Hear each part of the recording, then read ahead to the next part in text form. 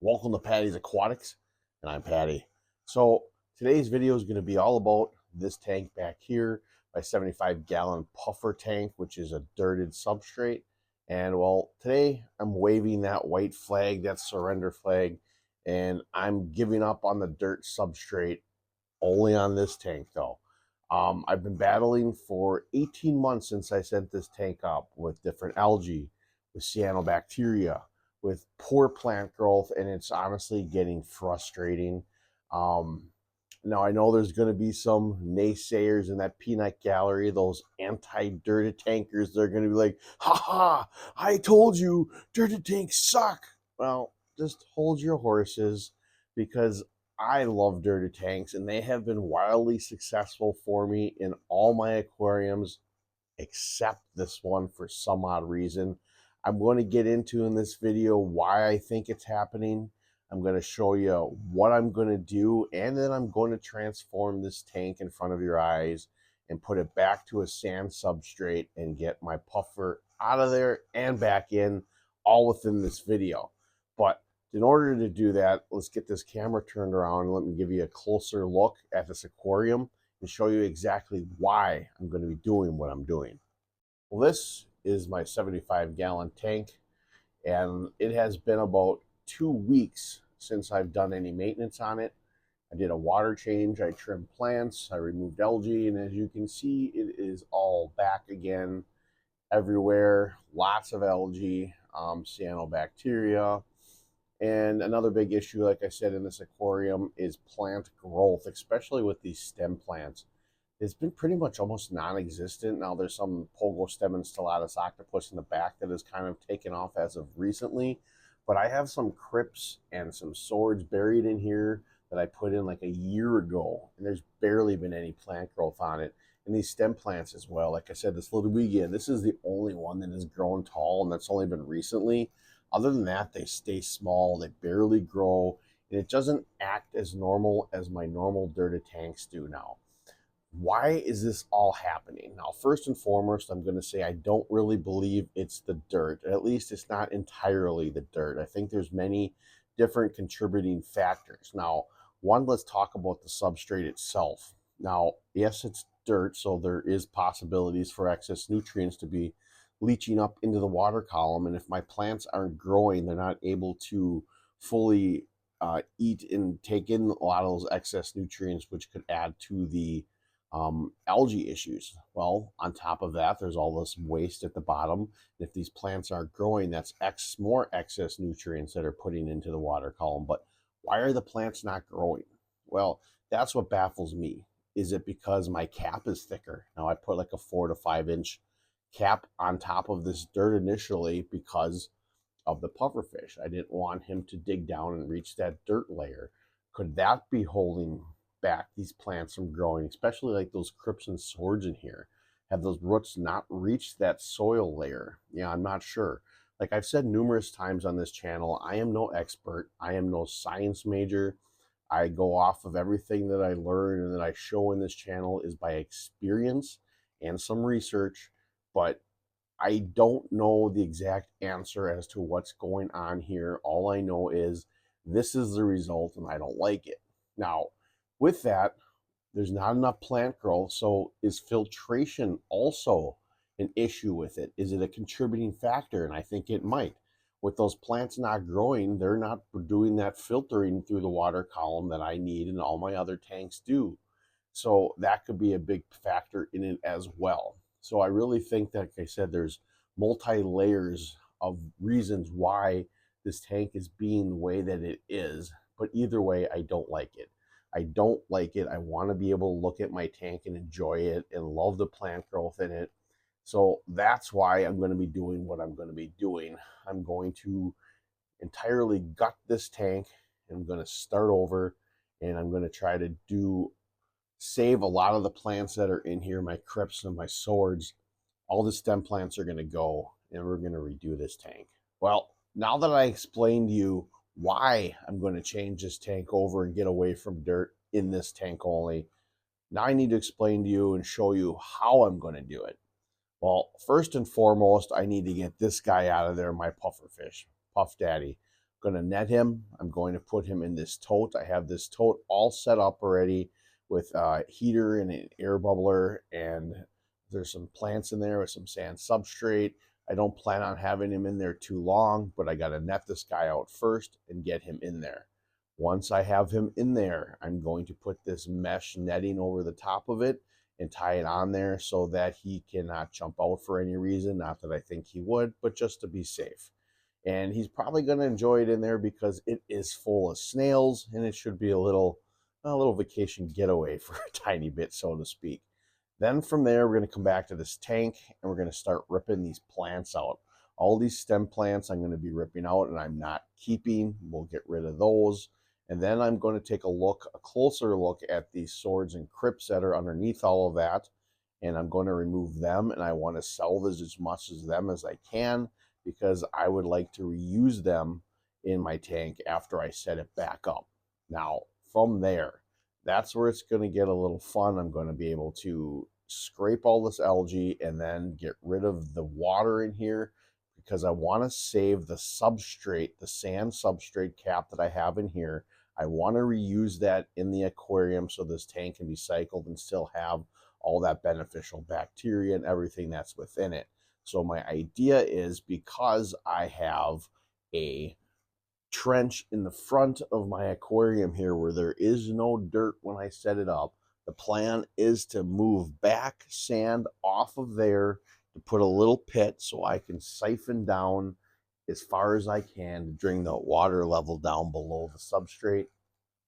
And from there, that's when we start to get dirty.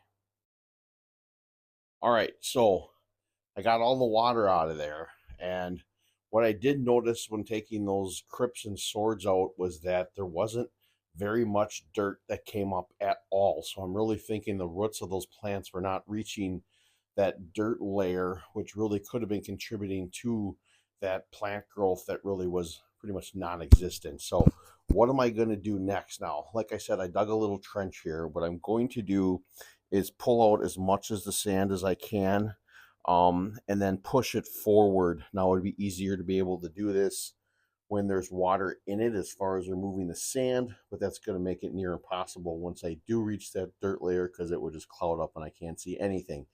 So I'm going to slowly push the sand towards the front and pull it out after I got the sand out, and I'm going to scoop all the dirt out and then clean it all out, and from there we'll catch back up again. All right, so I got all the dirt out of there for the most part. There's tiny little schnibbles in there, and there's probably like a 1/4 inch of water. So I'm going to keep that in there, and that's going to be completely fine because I'm going to cover that up with the existing sand. I'm hoping I have enough to cover it and get it at least 2 inches or so. I'd like a little bit more sand. Otherwise, I have a few bags of play sand in the garage I can use. Now, as far as plants, I'll be putting plants in my hardscape back in here. I'm going to use those crypts and swords I pulled out of here. They seem like they should be all right. At least I'll give them a try and see what happens. And then if you remember from that axolotl tank, that before I got the axolotl, there was that pond lily I had in there. I saved that. Now, it's not in the greatest shape because it's been sitting in a tote for about 2 weeks. But I'm going to put that in here as well and try to see if I can centerpiece this one. If I have enough sand, we'll have to see. But this will be a work in progress. But either way, let's get this thing scaped back up so we can get the water in and get Puff Daddy back in there. All right, folks, so I got the tank done as far as it's going to be done for this video. I have a few things I still want to do to it, so it still sort of is a work in progress. But I do want to say that it was a lot of work removing that substrate, putting the new sand in, getting all the plants in there and everything like that. But it was not nearly as messy as I thought it would be. But I want to give you a closer look at it. But first, I want to get my pufferfish out of that tote and back into his home, so I can show you a little closer of what I did, what my vision is for this tank in the future, and then some of the things that I learned doing this entire process about why I think my tank potentially was having the issues it was having. So we got the puffer in there. He's already munching on snails that made it in from all the plants. He's doing a good job at that, and he's already happy being in here, in my opinion. Now, as far as the tank, I will say, like I said just before, that it was a lot of work removing the substrate and taking that sand out and putting it back in, but it was not nearly as messy as far as that dirt goes and than what I anticipated. Also, it was a good idea when I put that trench in the beginning here when I set this up, because it made it a lot easier to remove that sand.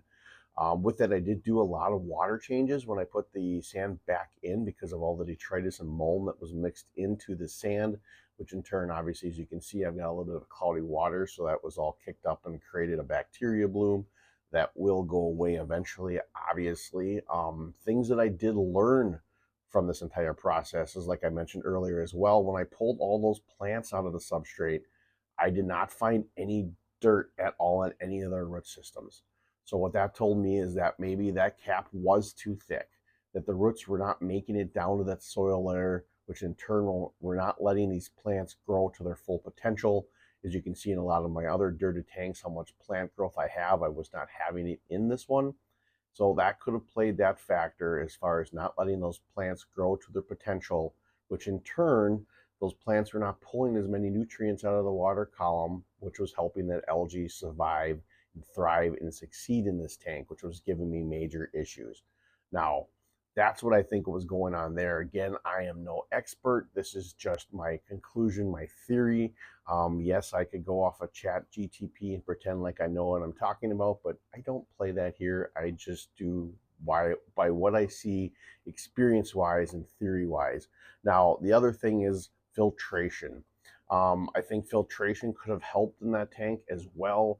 And I'm going to be, obviously, you can see, adding it into this aquarium as well. I feel because I have a lot of plants that are not fast growing, that I'm going to need some type of filtration in this aquarium. Right now I have this sponge filter from Aquarium Co-op in here. I am going to be ordering 2 more large ones with those easy flows. I'm going to put those in each corner and then remove that one, so I have water shooting towards the center. So should give me some decent flow and should be some good filtration for this aquarium then. And then as far as plant-wise, as you can see, like I said, a lot of slow growing, but I used a lot of those swords and crypts that were in this tank. Then I added some more crypts to it. I have that pond lily, like I mentioned, straight in the middle. I'm hoping that one thrives in here.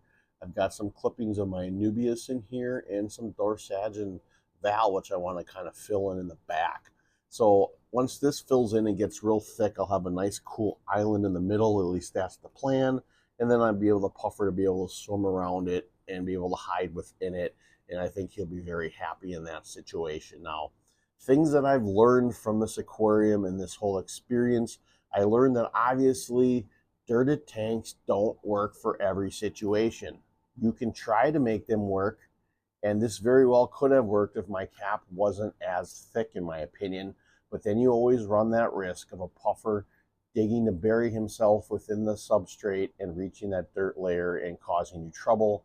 I could have used egg crate like I did in my Oscar tank, but it just did not work out with this one, and that's okay. I really think this sand substrate is probably for the best for this guy anyway, especially with these big plants, these swords and crypts once they get much bigger and start sprouting. If I need to pull any of them, if I did have dirt in here, it would make a major mess. This way I can just pull them out. Now, the other thing we need to talk about is obviously, now that I don't have dirt in here, I'm probably going to have to start using some type of fertilizers within this aquarium, especially root tabs for these root feeding plants, the crypts and the swords and that lily. So that's something I'll have to look into, especially when I order those sponge filters from Aquarium Co-op. But yep, this is the tank for now. Like I said, still a work in progress. I can't wait for it to kind of fill in and see the full potential of what I'm looking for here. But like I said, don't pigeonhole yourself into doing something just because a method tells you you need to do it. Do things for yourself. I know I'm going to probably hear some crap from people that are big dirted tank people that can tell me I shouldn't have done this, but you know what? I really don't give a crap. This tank is for me. This fish room is for me. This hobby, what I do in my fish room is for me. What I show you guys is just what I'm doing in my experiences. No one dictates anything to me as far as what I should or shouldn't do in this hobby, because this is my hobby and I love it. So I hope you enjoyed the video. If you did, hit that subscribe button. If you're not already subscribed to the channel, make sure you hit that notification bell because you don't want to miss any of the changes within this aquarium upcoming. And then, as always, remember to think outside the box and take a step back into nature. I hope to see you next time here at Patty's Aquatics.